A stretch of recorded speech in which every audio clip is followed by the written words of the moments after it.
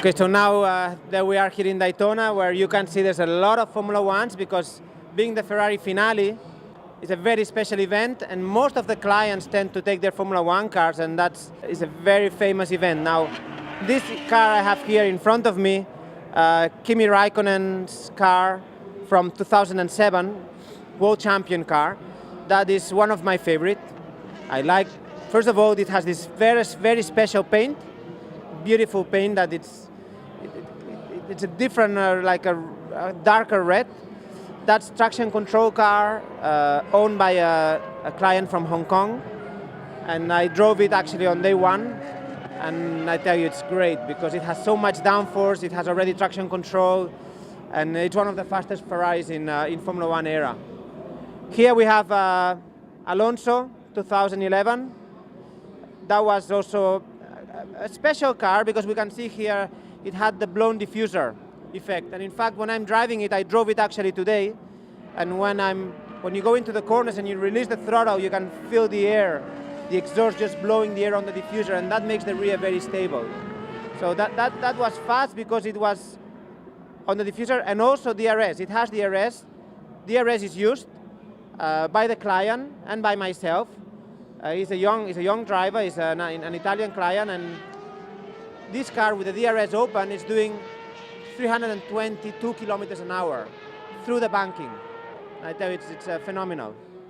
Then if we go here, we're going to go more like into what we call the Schumacher era cars, the V10s. Here we have one which I think it's a 2000, that's a Barrichello. Most of these models, that one there as well, Schumacher, go from 2001 to 2004. Those are the cars we have here. A lot of power, V10, 900 horsepower cars, a lot of electronics.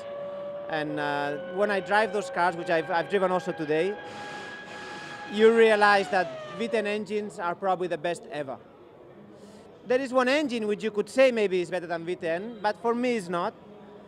But people, and also as you can see all the mechanics here, they all have worked in those cars during the Schumacher era. So Ferrari not only have these machines maintained as they used to be, but we have the mechanics that used to work on those cars, so they are all Formula One mechanic experience. And we have this car here, if you follow me, is a very unique piece. This one I'll drive this afternoon, and look at the driver, Nigel Mansell. This is a 1989 V12, unique car. Actually, I've driven it before, but I'll get to drive it today again. V12, that was the first semi-automatic gearbox Formula One, and then other teams copied us. So Ferrari invented the semi-automatic gearbox with this car. So that is, and I think the looks of the car is just phenomenal. You know, in fact, next year's Formula Ones, tire size especially, will look a little bit like this one. So we're going back to the 1989 era.